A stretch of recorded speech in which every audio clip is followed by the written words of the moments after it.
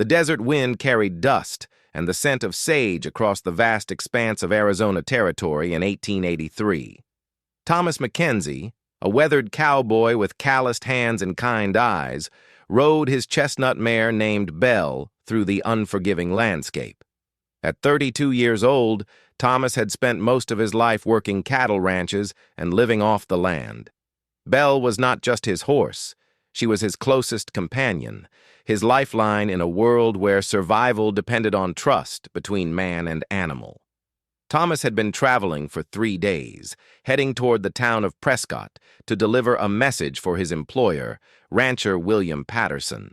The message was urgent, concerning a potential cattle rustling operation that threatened several ranches in the area.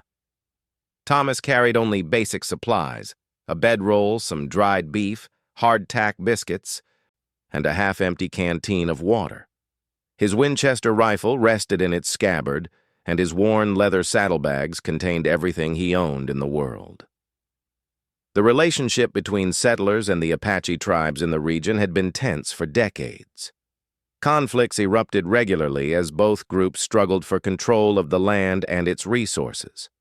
Most cowboys and ranchers viewed the Apache with suspicion and fear, while the Apache saw the encroaching settlers as invaders destroying their traditional way of life.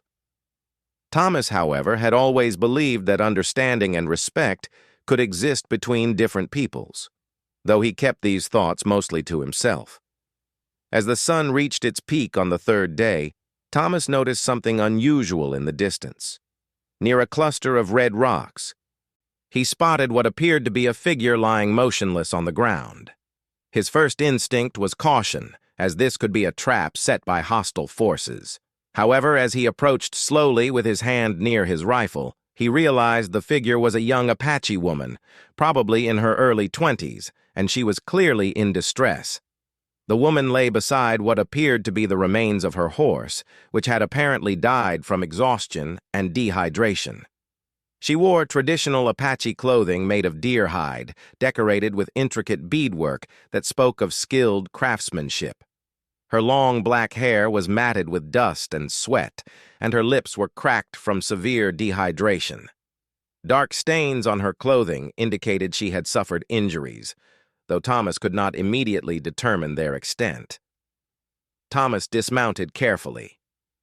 Keeping his movements slow and non-threatening, he approached the woman with his hands visible, speaking in a gentle tone even though he was unsure if she could understand English.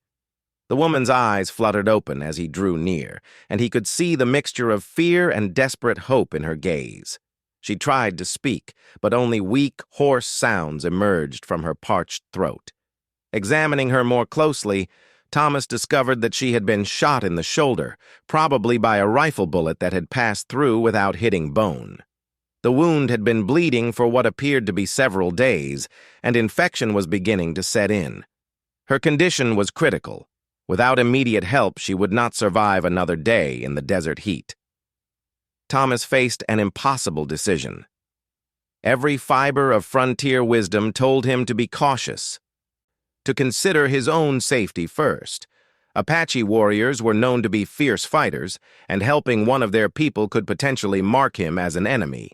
Furthermore, his mission to reach Prescott was urgent, and any delay could have serious consequences for the ranchers depending on him. However, looking at the young woman's condition, Thomas felt something deeper than frontier pragmatism. He saw a fellow human being in desperate need, someone who would surely die without assistance. Her youth and obvious suffering touched something in his heart that transcended the racial and cultural tensions of the time. This was not about politics or territorial disputes. This was simply about saving a life. The woman managed to whisper a few words in Apache, which Thomas did not understand, but her tone conveyed gratitude and pleading. She pointed weakly toward the north, indicating the direction from which she had come. Thomas surmised that she had been fleeing from something or someone, possibly soldiers or hostile settlers, and had pushed her horse beyond its limits in the escape. Thomas made his decision quickly. He could not leave this woman to die in the desert, regardless of the potential consequences. He gently lifted her into his arms, surprised by how light she felt, a testament to her weakened condition. The woman was barely conscious, but she did not resist his help. Thomas carefully placed her on Belle's back, positioning her so she would be as comfortable as possible for the journey ahead. The nearest source of help was not Prescott, but rather a small settlement called Cedar Creek, about 15 miles to the east. Thomas knew that Dr. Samuel Harrison lived there, an elderly physician who had treated both settlers and Native Americans without discrimination. If anyone could help the woman, it would be Dr. Harrison. Thomas began walking alongside Belle, leading the horse by the reins, while the Apache woman slumped forward in the saddle. The decision to give up his horse to save her life was not made lightly. In this harsh country, a horse meant mobility, safety, and often the difference between life and death. Without Belle, Thomas would be stranded in dangerous territory, vulnerable to both natural hazards and human threats. As they traveled toward Cedar Creek, Thomas found himself reflecting on the choice he had made. He thought about his own upbringing, how his mother had taught him to show kindness to those in need, regardless of their background. His father, a former Union soldier, had instilled in him a sense of honor and duty that went beyond personal interests. These values now guided his actions, even in circumstances his parents could never have imagined. The journey to Cedar Creek was grueling. The desert heat was relentless, and Thomas had to stop frequently to give the woman water from his canteen, though his own supply was running dangerously low. She drifted in and out of consciousness, sometimes mumbling in Apache, other times appearing completely unresponsive. Thomas began to worry that his efforts might be in vain, that she might die before they reached help. During one of their rest stops, as Thomas gently supported the woman while giving her water, she managed to focus her eyes on his face. For a moment, there was clear recognition and understanding in her gaze. She reached out with a trembling hand and touched his arm, speaking a single word in Apache that seemed to carry deep meaning. Though Thomas could not understand the language, the emotion behind the word was unmistakable: gratitude. As evening approached, Thomas could see the lights of Cedar Creek in the distance. His feet were blistered from walking, and his own water supply was nearly exhausted, but relief flooded through him. They had made it. Dr. Harrison's house was on the edge of town, and Thomas knew exactly where to find it. The woman was still alive, though her breathing had become increasingly labored throughout the day. Thomas guided Belle through the quiet streets of Cedar Creek, past the general store, the saloon, and the small church. A few residents peered out their windows, curious about the strange sight of a cowboy leading a horse carrying an Apache woman. Some faces showed suspicion or fear, while others displayed simple curiosity. Thomas ignored them all, focused entirely on reaching Dr. Harrison's house. When they arrived at the doctor's residence, Thomas carefully lifted the woman down from Belle and carried her to the front door. Dr. Harrison, a kind man in his 60s with gray hair and gentle eyes, answered Thomas's urgent knocking. The doctor immediately understood the situation and helped Thomas carry the woman inside to his medical room. Dr. Harrison examined the woman quickly but thoroughly, his experienced hands checking her pulse, temperature, and the extent of her injuries.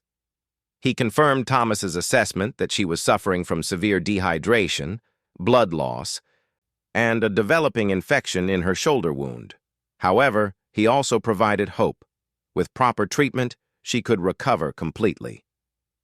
As Dr. Harrison began treating the woman, cleaning her wound and administering medicine, Thomas sat exhausted in the doctor's waiting room. He had accomplished what he set out to do. The woman would live. However, he now faced new challenges. He had used most of his supplies helping her. He was far from his original destination, and he had no idea what consequences his actions might bring. That night, as the Apache woman rested under Dr. Harrison's care, Thomas made camp outside Cedar Creek. He had sold Bell to a local rancher for enough money to buy basic supplies and continue his journey on foot, though it would take much longer to reach Prescott. As he sat by his small campfire, looking up at the stars, Thomas wondered if he had made the right choice. He thought about the woman's grateful eyes and decided that, regardless of what happened next, he could live with his decision. Unknown to Thomas, however, his act of compassion had been witnessed by more than just the residents of Cedar Creek. Apache scouts had been tracking the woman for days, trying to find her after she had fled from a cavalry attack on their camp.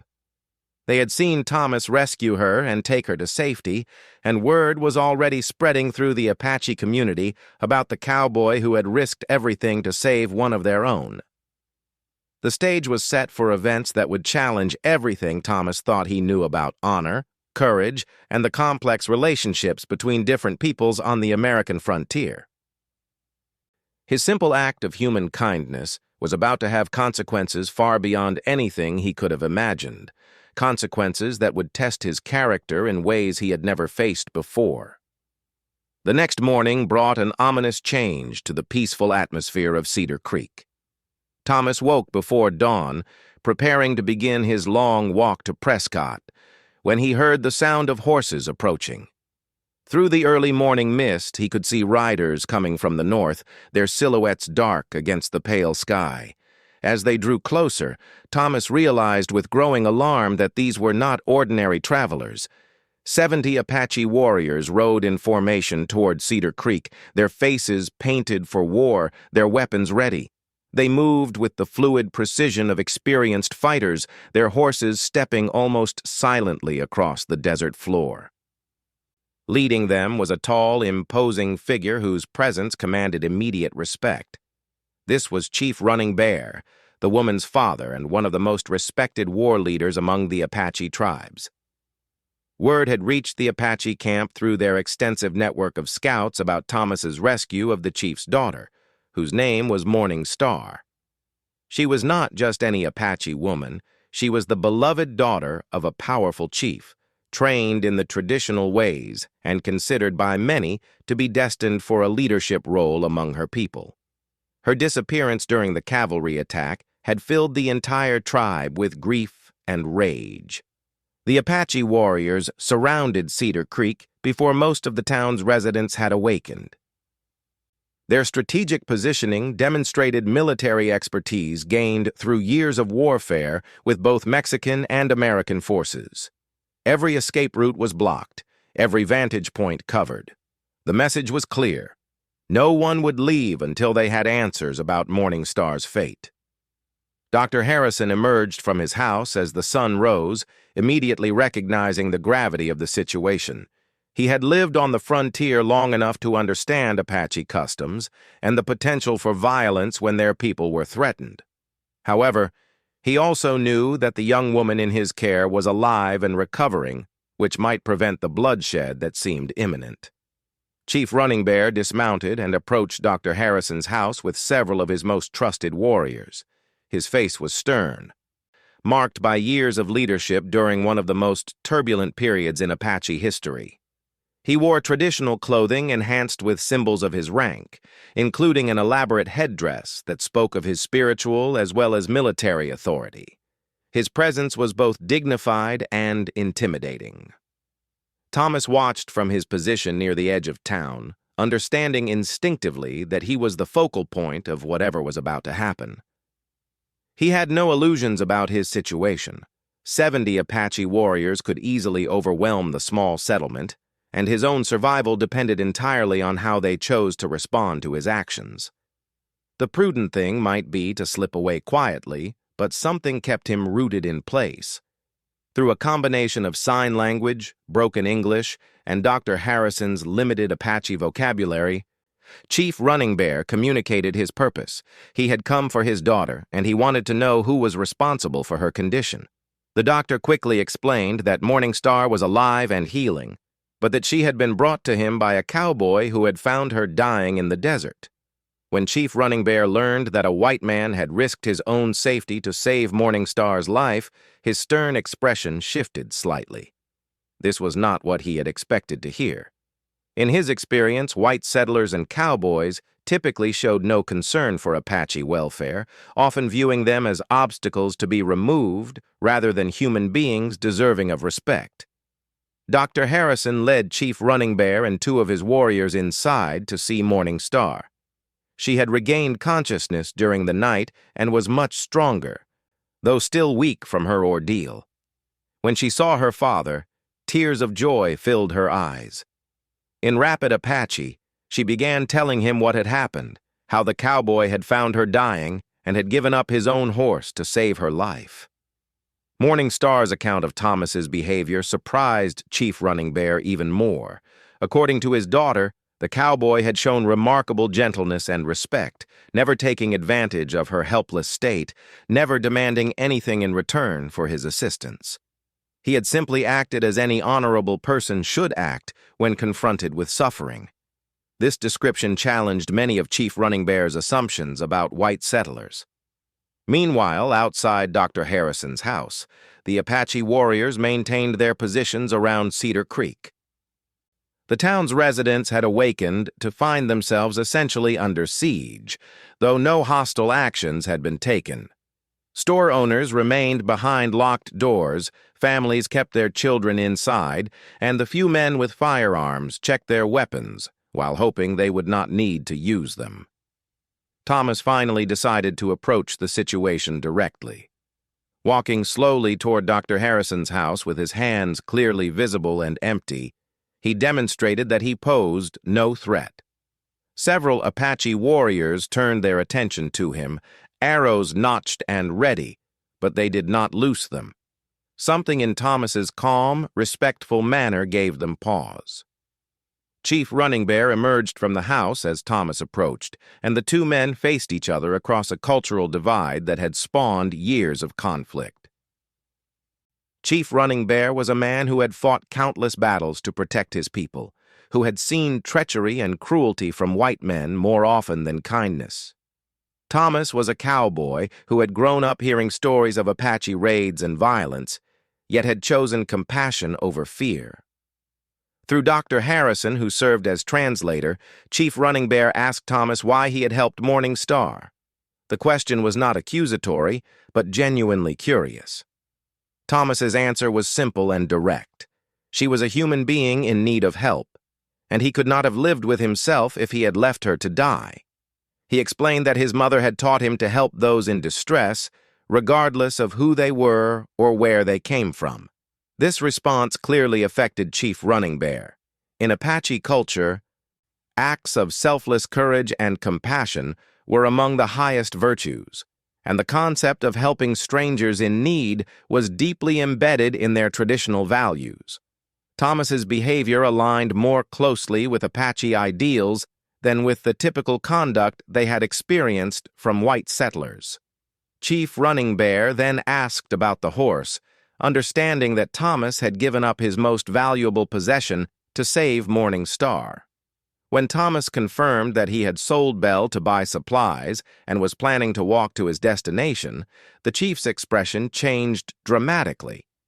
Among the Apache, horses were not just tools, but partners in life, and the sacrifice Thomas had made represented an extraordinary level of commitment to helping a stranger.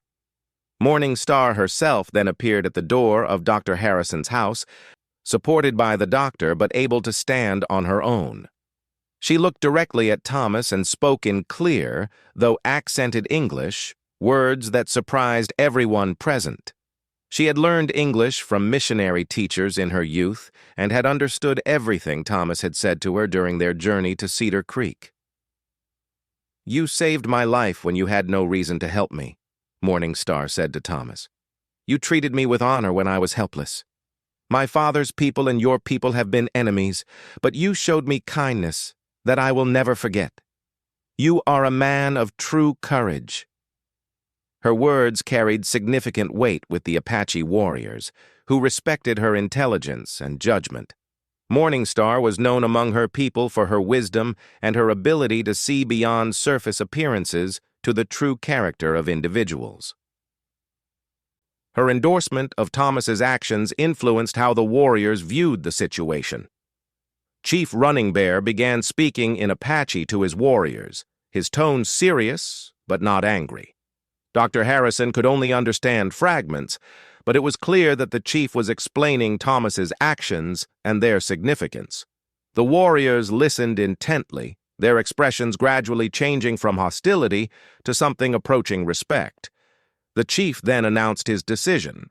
Rather than seeking revenge for his daughter's injuries, which had been inflicted by cavalry soldiers and not by Thomas, he wanted to acknowledge the debt of honor that his family now owed to the cowboy. In Apache culture, saving someone's life created a bond that transcended tribal boundaries and demanded recognition. However, Chief Running Bear also explained that simply saying thank you was insufficient for the magnitude of Thomas's sacrifice. The Apache had elaborate customs surrounding acts of great courage and generosity, customs that required appropriate response to maintain the spiritual balance of the world. Thomas's actions had created a situation that demanded a formal acknowledgement according to Apache tradition. The chief sent several of his warriors to retrieve something from their camp, which was apparently located a few miles away. While they waited, Morning Star continued to recover her strength, and Dr. Harrison provided food and water to some of the Apache warriors, demonstrating the same humanitarian spirit that had motivated Thomas. Thomas found himself in an extraordinary position. Just 24 hours earlier, he had been a simple cowboy, carrying a message between ranchers.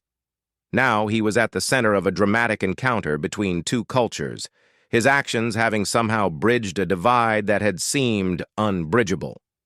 He felt the weight of responsibility, but also a sense of rightness about what he had done. As the morning progressed, more Apache warriors arrived, along with several tribal elders and spiritual leaders. Word had spread rapidly through the Apache community about the unprecedented situation developing at Cedar Creek. This was not just about one man's kindness. It was about the possibility of understanding between peoples who had been enemies for so long. Chief Running Bear explained to Thomas that what was about to happen had no precedent in recent Apache history. The formal acknowledgement they planned would be witnessed by the tribal elders and would create a bond that extended beyond Thomas to encompass his relationship with the Apache people as a whole. It was both an honor and a responsibility that would affect the rest of his life. The stage was now set for an extraordinary ceremony that would demonstrate the power of individual conscience to transcend cultural barriers and create unexpected alliances. Thomas's simple act of compassion was about to be recognized in a way that would challenge assumptions on both sides of the cultural divide and perhaps point toward a different kind of future for the troubled frontier.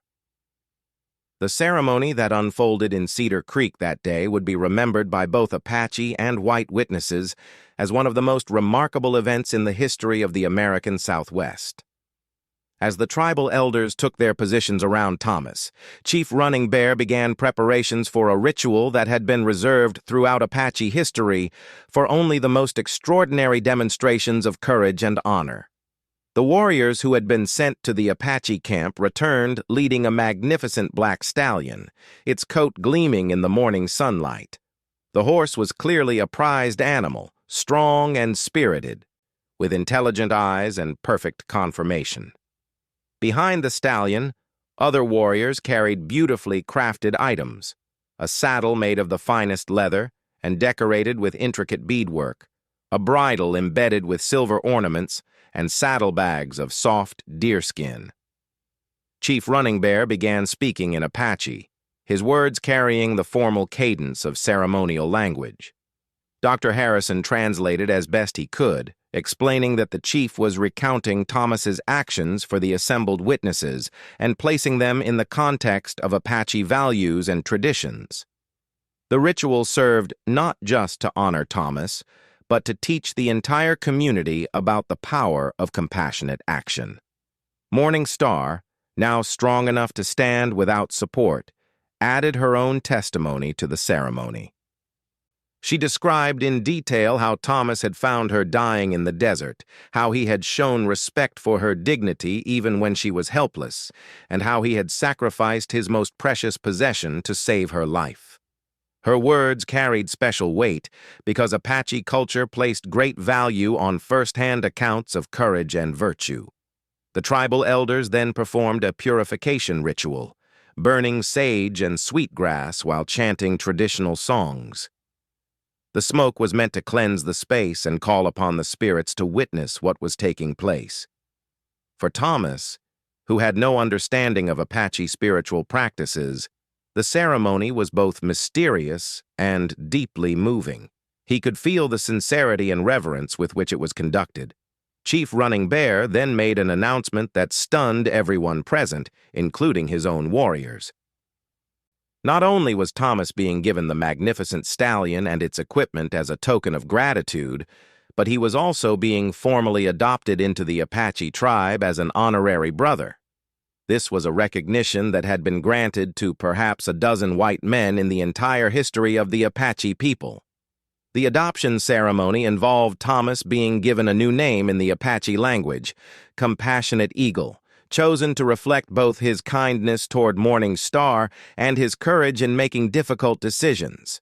The name would be recognized by all Apache bands and would grant Thomas safe passage through Apache territory for the rest of his life.